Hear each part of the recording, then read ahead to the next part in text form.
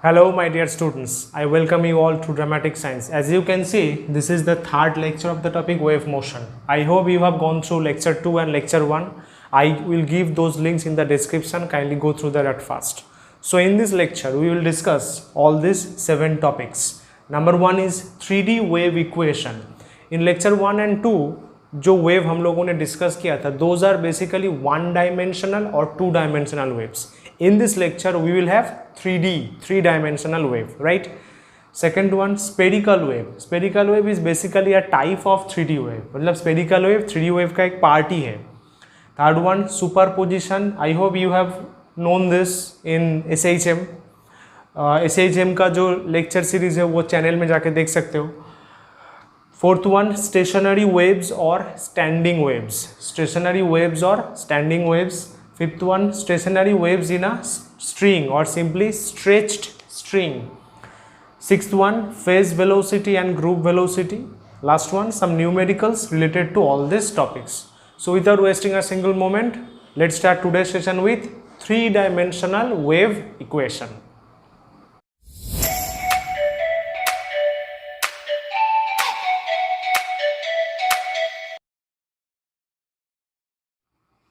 So we have the definition. A 3D wave spread in all direction. That means a three-dimensional wave is simply a wave which will spread or which will propagate in all possible direction. That means along x-axis, y-axis and z-axis. Right? Okay. So basically sound waves, light waves are basically 3D wave. Here the medium is considered as homogeneous and isotropic. That means 3D wave this medium में propagate करेगा. That medium will be considered as homogeneous, मतलब density same है, and isotropic. Isotropic मतलब the velocity of wave will be same in all direction, right? So this one is the concept of 3D wave, and this definition is for Bengali version student. Now 3D wave का equation normally क्या होता है? This one, del 2 psi del x2 plus del 2 psi del y2 plus del 2 psi del z2 equals to 1 by c square del 2 psi del t2. कैसे आया? Basically one dimensional जो wave था हम लोगों ने उसको क्या स्टडी किया था? del 2 psi del x2 equal to 1 by C square del 2 psi del t2, right? एक ऐसा इक्वेशन था जो लेक्चर 1 लेक्चर 2 में डिस्कस किया था. So this one is the equation of a one dimensional wave propagating along X axis. लेकिन इधर तो एक्स वाई जेड तीनों इंक्लूडेड होगा. That's why X square Y square Z square, X 2 basically y2 and z2, right? So this equation can be written as something like this. Del square is this one. मतलब इधर से psi को हम लोगों ने एक common ले लिया. Then there will be del 2 del x2 del 2 del y2 del 2 del z2. Then this one is called Laplacian operator. So this one is the equation of a three-dimensional wave, a wave propagating along x, y and z axis. Okay. अगर इस equation को solve करेंगे using calculus, we will get this solution. Psi r of t मतलब psi of r t equals to a sine भी आ सकता है, cos भी आ सकता है, omega T minus K vector dot R vector. Normally इस इक्वेशन को सॉल्व करेंगे तो क्या आएगा? x इक्वल्स टू, इस इक्वेशन को सॉल्व करेंगे then we will get something like this, a sine omega T minus K X, right? तो this solution is repeated over here. इधर हमारे पास क्या है? साई है, तो psi of R T, R मतलब तीनों डायरेक्शन में इंक्लूडेड है, a sin omega T minus a dot r, right? So this one is the concept of 3D wave equation.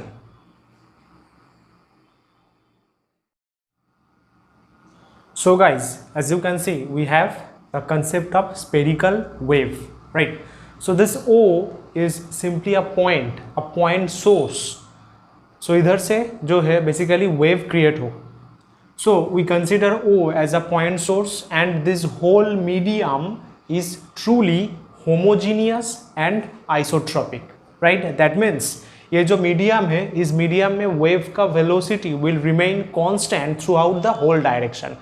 हर एक direction में velocity same होगा, right? So now at O point we can consider O point as time equals to 0. O point में हम लोग अगर कोई stop watch लेके बैठेंगे तो we can consider the time as 0 on the point O. तो O point से wave create हुआ and we just started calculating time, right? So after t time, small t time, the wave is at this surface. ये जो as वाला surface है, इस surface में wave पहुंच गया. तो इस सरफेस का बेसिकली एक स्फीयर है, इसका radius r equals to C T, C मतलब वेलोसिटी, बेसिकली एक्सप्रेशन क्या था, velocity equal to displacement by time, velocity c equals to displacement by time, so displacement क्या होगा, simply velocity into time, that's why ये radius क्या है, velocity c into time t, right. So here the medium is homogeneous and isotropic, that's why the velocity of the wave, that is c, has same value in all direction. The disturbance produced at O, that means O point में जो wave create हुआ at time t equals to 0, जैसे मैंने बोला, it arrive at each point of the surface of sphere S, S जो sphere है उस sphere के हर एक point में wave आया of radius r equals to ct, तो ये जो wave आया उसका radius simply ct at time equals to t, right. Then ये जो एस स्फीयर है ये तो नो इंक्रीज होगा क्योंकि वेव तो फॉरवर्ड डायरेक्शन में प्रोपागेट करेगा, तो एस जो है वो चेंज होके एस डैश हो जाएगा, और we can say S increase होके एस डैश हो जाएगा. So this sphere will be the new wave front. ये सब क्या है, simply a wave front, right. तो इसमें मतलब एस एस डैश ये दोनों वेव फ्रंट है. एस आने के लिए कितना टाइम लगा, टी, और एस डैश आने के लिए कितना टाइम लगेगा, T plus T dash from O, obviously from O. So at time T equals to T plus T dash, the sphere S dash of radius R, R equals to क्या है, velocity into time, time क्या है, T plus T dash is the new wave front, right. तो इधर से हम लोग basically दो चीज़ें कैलकुलेट करेंगे. Number one is the intensity of the wave, ये जो वेव प्रोपागेट कर रहा है उसका intensity, and second one is differential equation and उसका probable solution, right.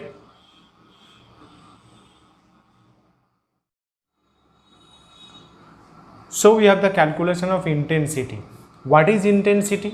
Intensity is basically the amount of energy passing normally through unit area in unit second. मतलब हम लोग अगर एक यूनिट एरिया कंसिडर करेंगे perpendicularly 90 degree perpendicularly unit second में, that is 1 second में जितना एनर्जी पास आउट होगा, that will be called intensity of the radiation और of the wave. Okay, so intensity I equals to energy E per second by area.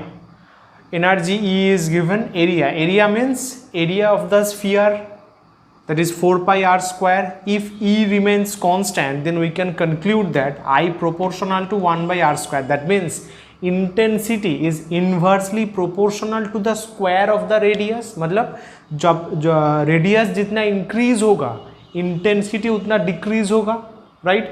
So at the case of spherical wave we can conclude that if radius increases intensity decreases. लेकिन ये जो no line मैंने बोला, this line is not valid for plane wave. Plane wave में क्या है, in plane wave I does not change with distance. ये simply एक प्लेन वेव और स्पेरिकल वेव का डिफरेंस है. स्पेरिकल वेव में intensity changes with respect to the distance, basically inversely proportional square के साथ. लेकिन प्लेन वेव में I does not depend on are, intensity are के ऊपर डिपेंडेंट नहीं है, right. So this one is the concept of intensity.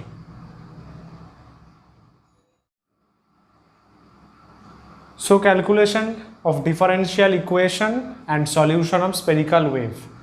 For a spherical wave, polar coordinate r theta phi is more convenient. I hope you know कि कितना coordinate system मौजूद है. Basically दो तरह का कोऑर्डिनेट सिस्टम बहुत फेमस है. Number one is Cartesian coordinate, जिसमें हम लोग एक्स वाई जेड कंसिडर करते हैं, and second one polar coordinate, जिसमें हम लोग आर थीटा फाई कंसिडर करते हैं, राइट. सो ये जो स्फीयर और स्फेरिकल पैटर्न क्रिएट हुआ, इसमें हम लोग एक पॉइंट चूज करेंगे like this one is the spherical pattern, P is the point. P जो पॉइंट है, पी पॉइंट का पोलर कोऑर्डिनेट क्या होगा, simply R theta phi. R मतलब distance from this origin O, ये वाला डिस्टेंस आर है. Theta means angle with respect to Z axis, and phi means ये जो पी का एक प्रोजेक्शन और एक शैडो ऐसे एक्स वाई प्लेन में नो डालेंगे, then this angle with X axis is called simply phi, right. So this three are called polar coordinates. So now here we consider spherical symmetry. Thus wave function psi does not depend on theta and phi. This one is a really important one. Spherical symmetry एक ऐसा term है, एक ऐसा concept है, if we consider that then ये जो wave है, ये जो वेव पैटर्न है, इसका जो इक्वेशन है दैट इज साई, इधर वेव फंक्शन हम लोगों ने साई कंसिडर किया, this psi will be independent of theta and phi, right. If we consider spherical symmetry is such a thing, अगर इसको हम एक इंसिडेंट में कंसिडर करेंगे then we will see that this psi, this wave function does not depend on theta and phi, वही लिखा हुआ है। So psi of R T, R के ऊपर वेक्टर है, उसको कैसे रिप्रेजेंट कर सकते हैं, आर थीटा फाई टी, क्योंकि साई तो ये 4 के साथ रिप्रेजेंट किया जा सकता है, लेकिन हम लोगों ने क्या कंसिडर किया, spherical symmetry, that's why theta phi हट के simply psi of rt, that means psi is a function of r, that is the radius, and t is the time.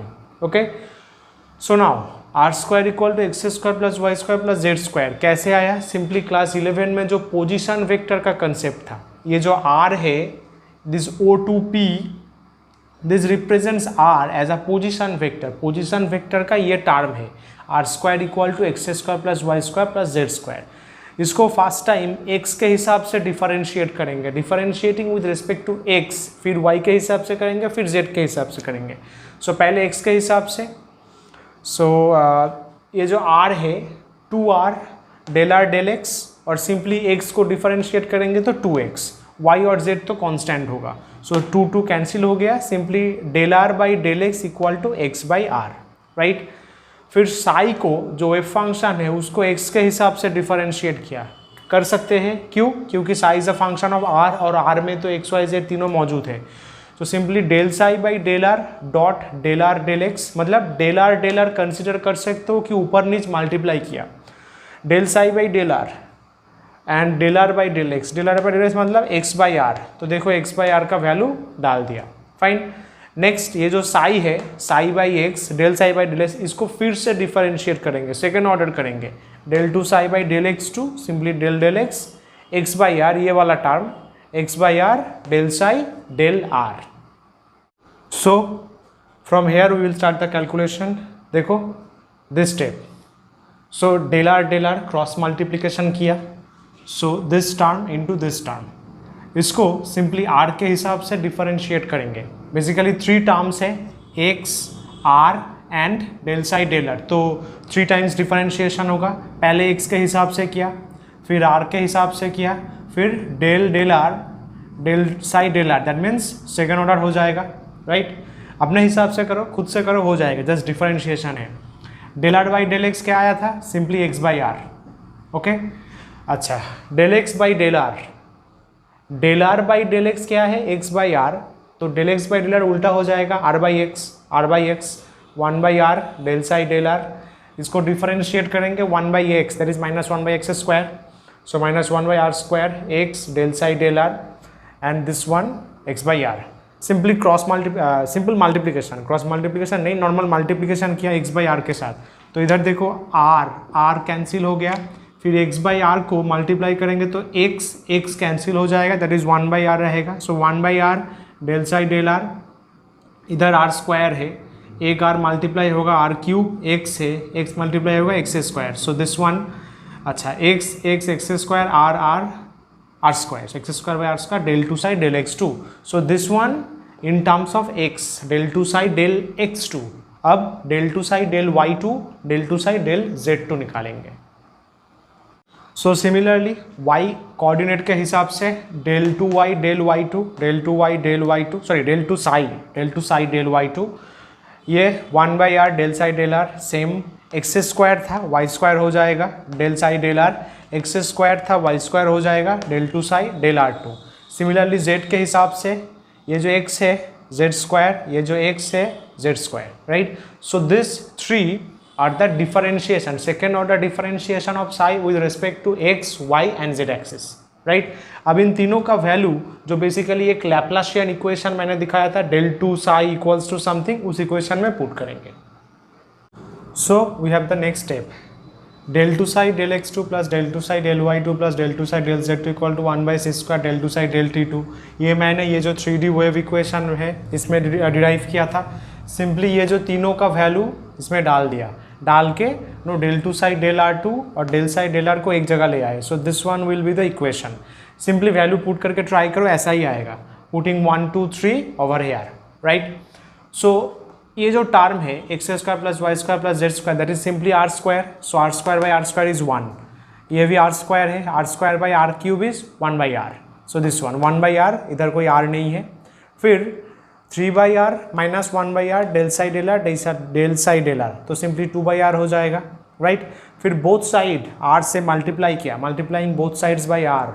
ये जो बोथ साइड आर से multiply किया, सो are del two psi del are two, ये R cancel हो जाएगा. 2 into del psi del R, इधर R आ जाएगा. दिस टर्म, ये जो टर्म है इसको हम ऐसे रिप्रेजेंट कर सकते हैं. कैसे सर? सिंपली इसको पहले फर्स्ट ऑर्डर फिर सेकेंड ऑर्डर डिफरेंशिएशन करके देखो ये आता है कि नहीं. This one is a small homework for you. ये जो टर्म है del two psi del are two bracket में आर साई, इसको डिफरेंशिएट करो, करके देखो यही आएगा. ठंडे दिमाग से करो, हो जाएगा. That's a homework for you. And इधर जो आर है, इस आर को हम लोगों ने ये साई की जगह मतलब ब्रैकेट के अंदर घुसा लिया. क्यों? क्योंकि R is not a function of time. So this equation, this differential equation is simply the differential equation of a spherical wave, right? Now we will assume its solution. So we consider the solution as something like this: r psi equals to function of ct minus r plus function of, ये भी function है in terms of g, ct plus r, मतलब ct minus r का function और ct plus r का function. So this one is considered as general solution. Okay. सो इधर से r को अगर डिवाइड कर देंगे then we will get the wave equation like this. Psi equals to 1 by r function of this, 1 by r function of this. So इधर this term, this first term represent spherical wave spreading radially outward from O. मतलब ये जो O point है, O point के हिसाब से wave propagate कर रहा है in the forward direction. That term is, that concept I can say is represented by this one. ये जो टर्म है, this term represent that concept, and this term, the second term, represent the spherical wave. Oh my god, spherical wave converging towards the center. ये जो second term है, second term का मतलब क्या है? If we go towards the center, अगर center की तरफ जाएंगे तो wave will, मतलब wave will decrease, wave कम हो जाएगा, wave will converge, एक point में meet करेगा. सोच के देखो, O point से तो wave create हो रहा है, अगर O point की तरफ जाएंगे तो wave converge करेगा, right? So that one is the concept, or these are the solution and wave equation. Now guys, we need to remember few things, few points here. Number one is, for a point source or very small source we get spherical wavefront or spherical wave. मतलब if we consider a point source, मतलब एक ऐसा एक अगर source लेंगे simply O point में, then this source will be called point source, and इसका जो वेव फ्रंट क्रिएट होगा दैट विल बी स्पेरिकल, जो अभी हम लोगों ने ये टॉपिक 2 में स्टडी किया. Number 2, if the point source is at very large distance. Suppose वो जो पॉइंट सोर्स है, अगर वो पॉइंट सोर्स लार्ज डिस्टेंस में होगा, सपोज इन्फिनिटी में होगा, और at focus of a convex lens के फोकस में होगा, देन उसमें से जो वेव फ्रंट आएगा that will be simply plane wave front. Third one, if there is a line source मतलब एक ऐसा स्ट्रेट लाइन, एक लाइन से लाइट आएगा. So line source placed behind the thin slit we get cylindrical wave front. मतलब एक line source अगर हम कंसिडर करेंगे, एक सिंपल लाइन, उस लाइन में से अगर कोई लाइट आएगा, देन उसका जो वेव फ्रंट क्रिएट होगा that will B cylindrical wave front with it axis coinciding with the line source, right? So this 3 are small concept we need to remember over here for short question and all, right? So now superposition of wave. Basically I have discussed this in SHM, simple harmonic motion में इसको describe किया था, फिर देख लेते हैं. If 2 or more waves pass simultaneously through the same portion of a medium, then resultant displacement in the region of overlapping is the vector sum of the individual displacements of the waves. That means if we consider suppose 3 waves, हम लोगों ने 3 wave consider किया, this direction, this direction, this direction. ये जो point है, इस point में तीनों wave आके meet करेगा, तो इस point में जो resultant displacement होगा, resultant displacement that will be the addition of displacement of these 3. इन तीनों का जो इंडिविजुअल डिस्प्लेसमेंट है, इन तीनों का इंडिविजुअल डिस्प्लेसमेंट को सिंपल वेक्टर ऐड करेंगे, वेक्टर एडिशन करेंगे, जो आएगा that will be the resultant displacement at this point. This point is called overlapping region और region of overlapping. Simple, right? So बस superposition. So guys, stationary wave और standing wave, इसका definition क्या है? Two waves having same frequency and amplitude superposed on each other coming from two opposite direction, a wave is produced in the region of overlapping. That wave is known as stationary waves or standing waves. There is no flow of energy in any direction. That means suppose we consider two waves, this wave and this wave is coming from opposite direction. इन दोनों wave का characteristics क्या है? They have same frequency. इन दोनों wave का frequency same है and amplitude same है. So they will superpose at a certain point like this. इस point में ये दोनों wave superimpose हुआ. So इस point में जो wave create होगा that will be called stationary wave or standing wave, right? Now we will derive several interesting cases for standing waves or stationary waves in a stretched string.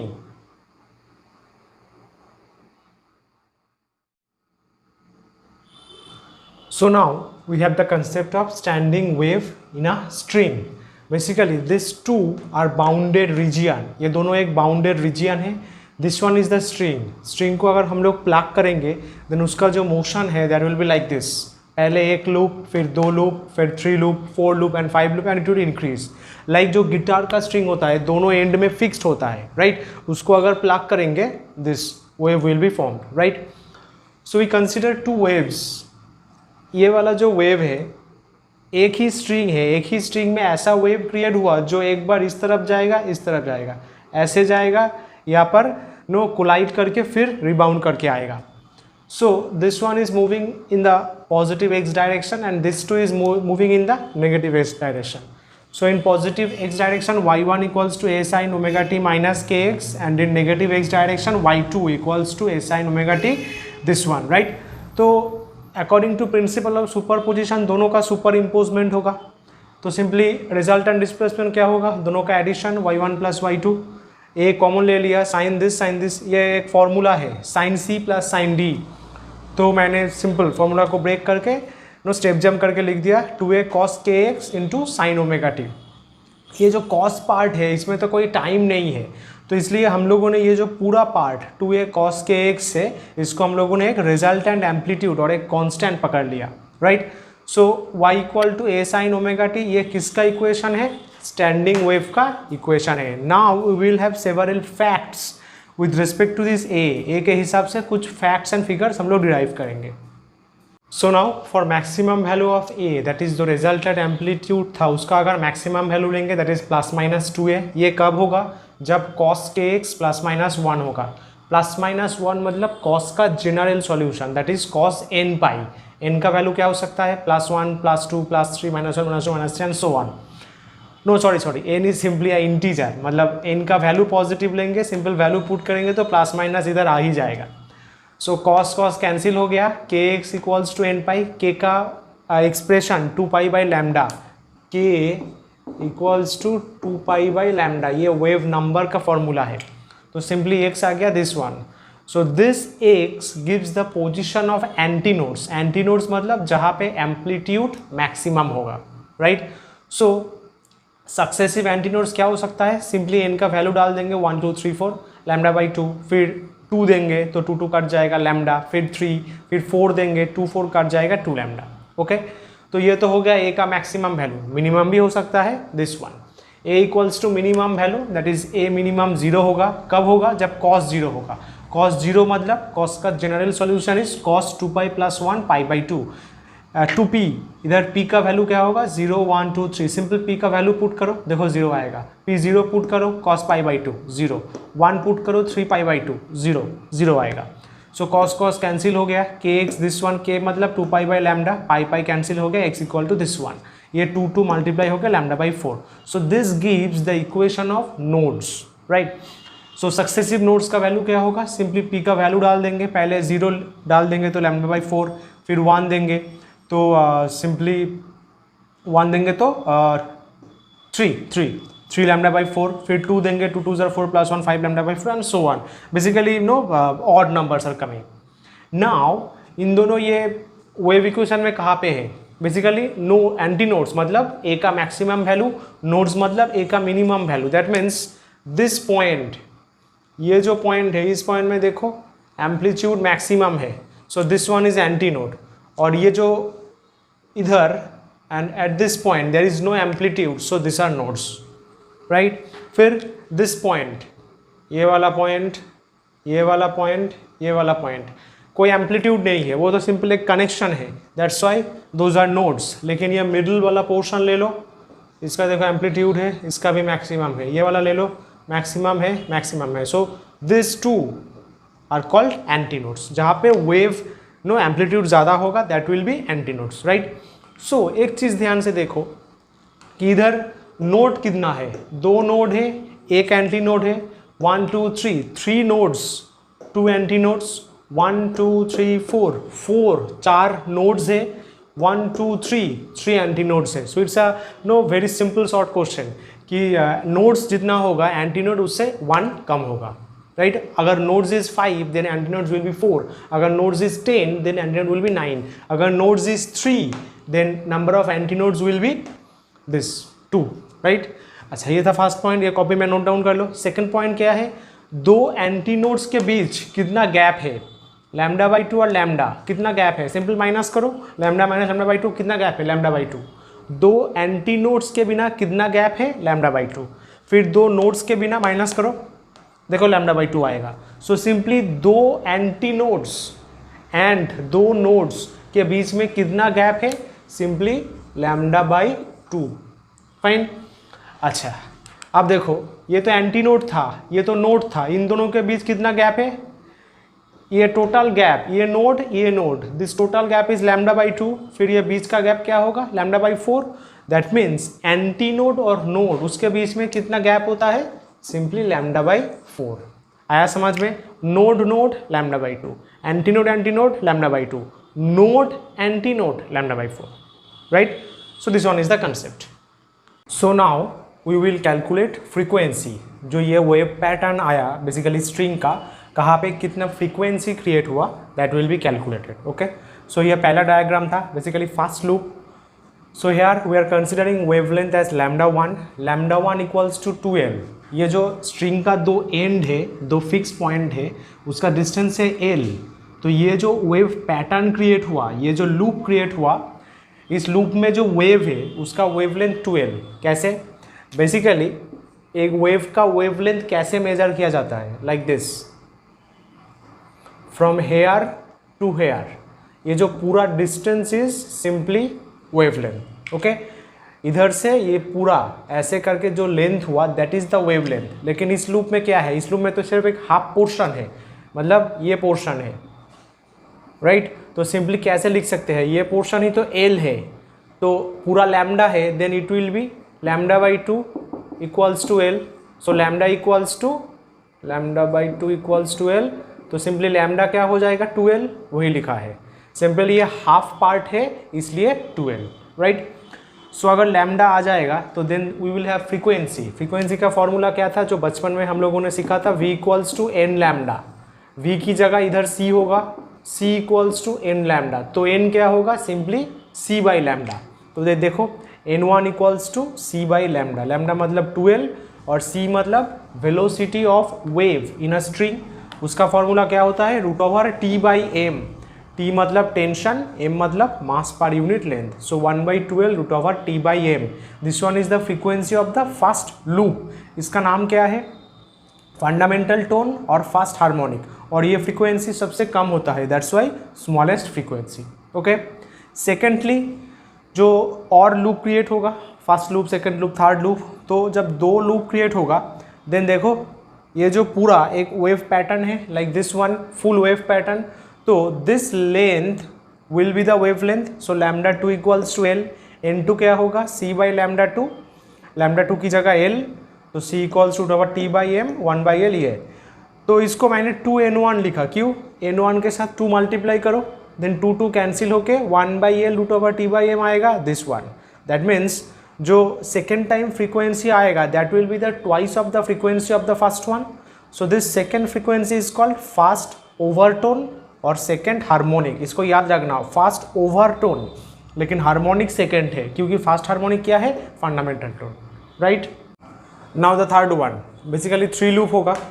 3 loop में wavelength equals to λ3 equals to 2L/3. कैसे, from this to this point ये पूरा lambda है और ये तो λ/2 है और ये तो डिस्टेंस L है, तो मतलब lambda plus λ/2 is simply L. आया समझ में. दिस वन इज लैम्डा और ये छोटा λ/2. सो ये क्या होगा, simply 3 λ/2 equals to L. So lambda क्या होगा, that is 2L/3, right. So this one is the λ3. तो फ्रीक्वेंसी N3 C/λ3, वैल्यू डाल दिया, 3 को ऊपर ले गए, 2L C√T/m that is 3N1, अर्थात फंडामेंटल फ्रीक्वेंसी का 3 times. So this is called second overtone और थर्ड हार्मोनिक. सिमिलरली 4 लूप के लिए कर सकते हैं. तो सिंपली इधर लैम्डा है, इधर लैम्डा है. सो λ4 इक्वल्स टू, बेसिकली 2 लैम्डा है, सो 12/4 कंसिडर कर सकते हैं. बेसिकली क्या आएगा, lambda plus lambda that is इधर करते हैं, lambda plus lambda equals to L. I hope you can see it. Yes, lambda plus lambda L आता है, that is 2 lambda equals to L. So lambda क्या आएगा, L/2 this one. तो मैंने ऊपर नीचे 2 मल्टीप्लाई करके ये लिखा है 2L/4. तो λ4 का वैल्यू डाल दिया, 4 ऊपर चला गया, देखो C फिर से आ गया. सो 4N1 दैट इज फंडामेंटल का 4th times. So this is called third overtone और 4th harmonic.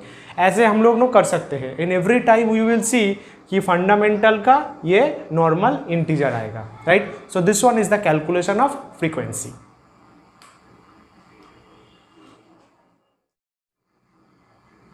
So now phase velocity. Phase velocity of a wave is the velocity with which a particular phase advances. मतलब एक जो phase होता है, जैसे कि ये इक्वेशन ω_t - kx, तो ये phase है phi, तो ये phase का जो velocity होगा that is simply phase velocity. So उसका फॉर्मूला है Vp dx/dt at constant phi, dx/dt at constant phi. Okay, तो इसको डिराइव कैसे कर सकते हैं, तो फेस को पहले t के हिसाब से डिफरेंशिएट किया, वेयर x इज कांस्टेंट, तो t के हिसाब से करेंगे तो ओमेगा रहेगा. फिर x के हिसाब से किया, t कांस्टेंट, तो माइनस के रहेगा दिस वन.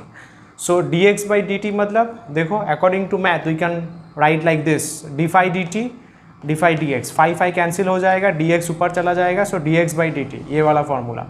सो d/dt मतलब ओमेगा माइनस तो पहले से ही है, और ये दिस टर्म मतलब minus k. So ω/k that is angular velocity by wave number, that is simply the phase velocity. Now we will see group velocity.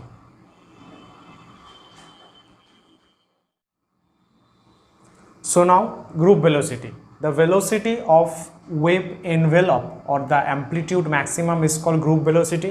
We can observe this, मतलब if we consider this as a wave का जो envelope है मतलब ये जो part जो covering है उसका वेलोसिटी, और या फिर ये जो मैक्सिमम एम्पलीट्यूड है इसका velocity simply call group velocity. मतलब ये मैक्सिमम एम्पलीट्यूड इधर आया, ये दिस पॉइंट पे आया, so this maximum amplitude moves, this velocity is referred as group velocity. So इसका एक्सप्रेशन क्या है, ω1 - ω2 बाई k1 - k2. इधर अगर ω1 ω2 होगा डिफरेंस, k1 k2 उसका डिफरेंस, सो सिंपली dω/dk. अब क्या करेंगे, फेज वेलोसिटी ग्रुप वेलोसिटी का रिलेशन निकालेंगे, like this one, relation between Vp and Vg. Vp क्या था, फेज वेलोसिटी ω/k, तो ओमेगा क्या होगा Vp × k, दिस वन. इस ओमेगा का वैल्यू इस पे डाल देंगे, dω/dk dVp/dk. तो इसको simply UV method, Vp + k dVp/dk. So this one is also an expression. अभी k है, मतलब एक्सप्रेशन को थोड़ा सा चेंज करेंगे, 2π/λ.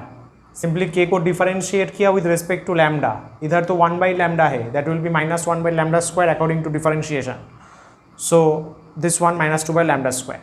Vg इक्वल टू ये वाला पार्ट, इसका जो किया वो है डी लैम्डा, ऊपर नीचे मल्टीप्लाई किया, so d lambda by d k, इसको उल्टा कर देंगे, lambda square by 2 pi minus होगा this one, 2 pi cancel, lambda lambda cancel, simply minus lambda dvp d lambda. So this one is in terms of lambda, in terms of wavelength, and this one is in terms of k, that is wave number, right? So this one is the concept, this one is the required relation.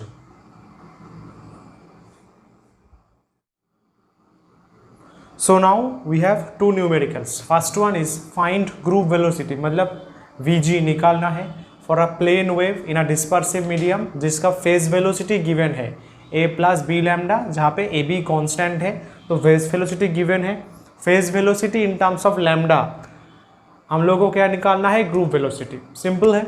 So v g equals to v p minus lambda, this one, v p ये है, तो D lambda के हिसाब से differentiate किया, simply B आ गया, इसका value डाल देंगे, वी पी का वैल्यू डाल देंगे, दिस, ये कैंसिल हो गया ये दोनों. So v g equal to a, that is preferably constant.